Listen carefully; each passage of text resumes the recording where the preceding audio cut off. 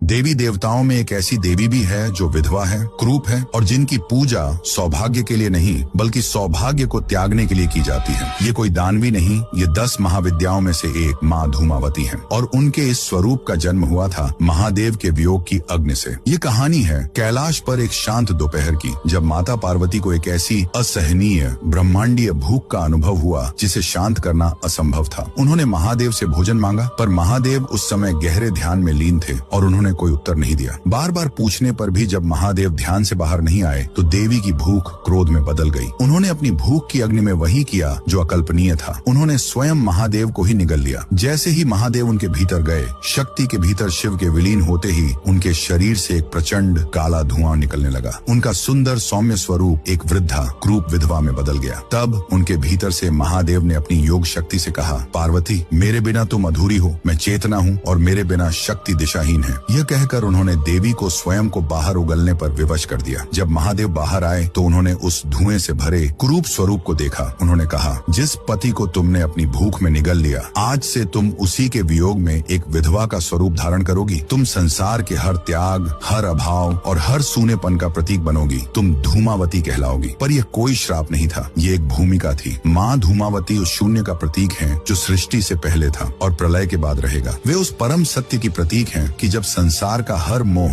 हर बंधन, हर सौंदर्य नष्ट हो जाता है, तब भी चेतना अकेली रह जाती है। वे हमें सिखाती हैं कि सबसे गहरे दुहक और हानि में भी एक दिव्य शक्ति छिपी होती है, वैराग्य की शक्ति। उनकी पूजा धन या सौंदर्य के लिए नहीं बल्कि हर बंधन से मुक्त होने के लिए की जाती है। उस आदि शक्ति के हर स्वरूप के सम्मान में, चाहे वह सौम्य हो या प्रचंड, कमेंट्स में जय माता दी अवश्य लिखें।